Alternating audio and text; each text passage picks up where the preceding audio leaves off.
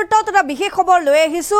লাখ লাখ জনতাৰ বাবে ভাল খবৰ, পুনৰ বিনামূলীয়া পকী ঘৰ লাভ কৰিব। বিনামূলীয়া চৰকাৰী পকী ঘৰ লাভ কৰিব 3 লাখতকৈও অধিক জনতাই। এই মুহূৰ্তত সবিশেষ খবৰ আমি আপোনালোকক জনাবলৈ চেষ্টা কৰিম। এটা বিশেষ খবৰ, এটা ভাল খবৰ আমি জনাই আছো। বছৰৰ প্ৰথমটো মাহতেই ভাল খবৰ দিছে কেন্দ্ৰই। কেন্দ্ৰ চৰকাৰৰ তৰফৰ পৰা ভাল খবৰ দিয়া হৈছে। জনতাৰ বাবে আকৌ 3 লাখতকৈও অধিক লোকে পাব বিনামূলীয়া চৰকাৰী পকী ঘৰ।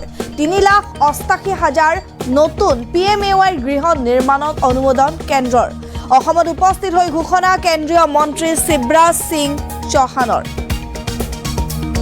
বিশেষ খবৰ, 2025 বৰ্ষতে 3 লাখতকৈও অধিক চৰকাৰী ঘৰ নিৰ্মাণ হ'ব বুলি মন্তব্য কৰিছে কেন্দ্ৰীয় মন্ত্ৰীগৰাকীয়ে। আধাৰ কাৰ্ড থকা লোকেহে আবেদন কৰিব পাৰিব চৰকাৰী ঘৰৰ বাবে।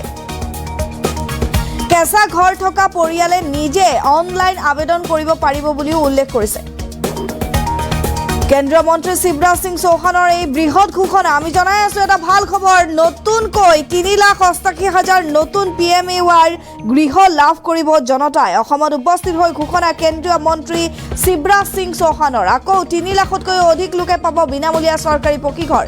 ইতিমধ্যে আমি জনাই আহিছো প্ৰধানমন্ত্ৰী আৱাস যোজনা এই আঁচনিৰ জৰিয়তে ইতিমধ্যে বহু পৰিয়াল উপকৃত হৈছে। লাখ লাখ পৰিয়ালে লাভ কৰিছে পকী ঘৰ আৰু চৰকাৰে বিনামূলীয়া পকী ঘৰ তেওঁলোকে লাভ কৰিছে। কিন্তু আজিৰ দিনটোত অসমত উপস্থিত হৈ কেন্দ্ৰীয় মন্ত্ৰী শিৱৰাজ সিং চৌহানে মন্তব্য কৰিছে যে 3,88,000 নতুন PMAY ঘৰ দিয়া হ'ব জনতাক। অসমত উপস্থিত হৈ এই মন্তব্য, আমি এই মুহূৰ্তত মন্তব্য আগবঢ়াইছো।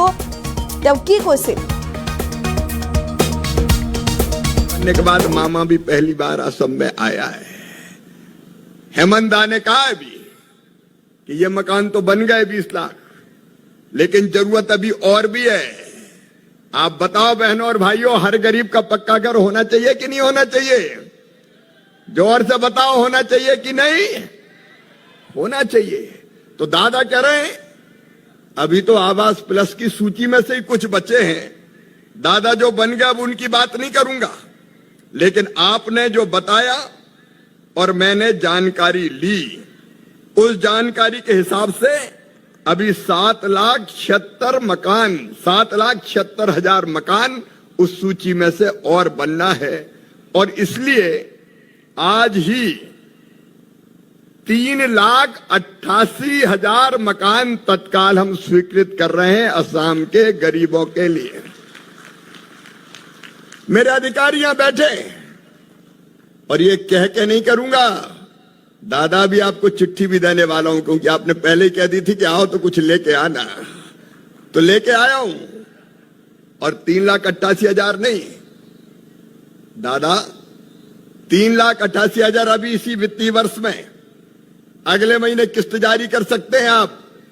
और उसके बाद अप्रैल के महीने में अगला वित्तीय वर्ष शुरू होते ही 3,88,000 और देके सूची को पूरा कर दिया जाएगा। आवास प्लस की सूची से एक भी लाभार्थी वंचित नहीं रहेगा।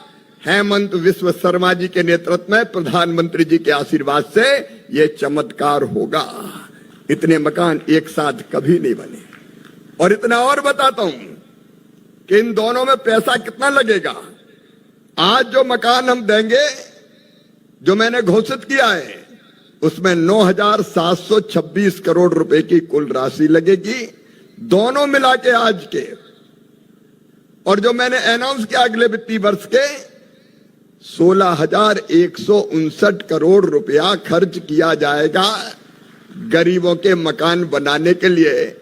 और दादा इसमें से 90% केंद्र सरकार का, 10% आपका, थोड़ा हमारा थोड़ा तुम्हारा, गरीबों का घर बन जाएगा, उनकी जिंदगी सफल और सार्थक हो जाएगी।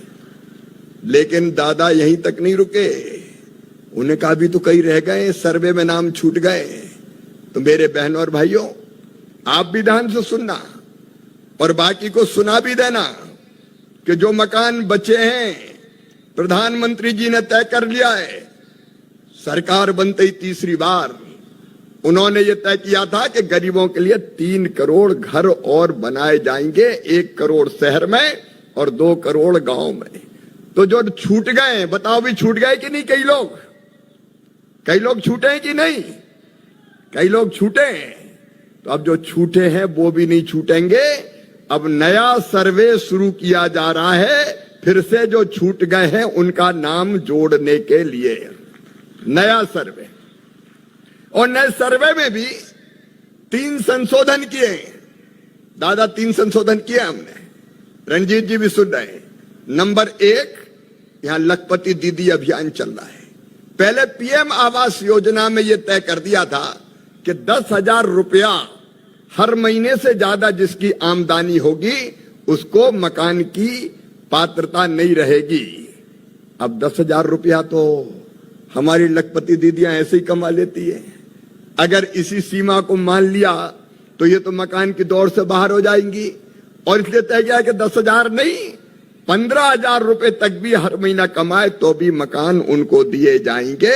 सर्वे में उनका नाम जोड़ा जाएगा। एक बात और थी पुराने सर्वे में कि अगर किसी के पास मोटरसाइकिल 2 व्हीलर अगर है तो उसको मकान नहीं दिया जाएगा। अब 2 व्हीलर तो हर एक के पास है। गरीब भी मजदूरी करने जाता है तो आजकल तो मोटरसाइकिल पर बैठ के ही जाता है, तो 2 व्हीलर में तो कई बाहर हो जाएंगे। और इसलिए हमने फैसला किया है कि 2 व्हीलर जिसके पास होंगे उसको भी मकान दिया जाएगा। और तीसरी चीज, और छोटे छोटे किसानों ने क्या, उनका क्या दोष है? 2.5 एकड़ तक सिंचित जमीन वाले और 5 एकड़ तक अनएरिगेटेड असिंचित जमीन वाले जो किसान हैं उनको भी घर दिए जाएंगे ताकि छोटे छोटे किसानों को भी घर मिल सके। अब ये 3 शर्तें और हटा के अब हम सर्वे करेंगे। लेकिन दादा सही सही बोलते हैं, कोई चीज छुपाते नहीं है। उन्होंने कहा कि कई बार नीचे जो सर्वे करने टीम जाती है वो ही गड़बड़ कर देती है। अब ये गड़बड़ बिल्कुल निर्मूल होनी चाहिए और उसके लिए 2 काम हम कर रहे हैं। एक तो सर्वे करता है अमला, मतलब रेवेन्यू का हो, पंचायत ग्रामीण विकास का हो। लेकिन अब हितग्राही जिसके पास घर नहीं है, कच्चा घर है, वो खुद भी सर्वे कर सकता है। मेरी बात सुनी कि नहीं आपने? खुद भी सर्वे कर सकता है। नहीं कई के नाम छोड़ देते हैं।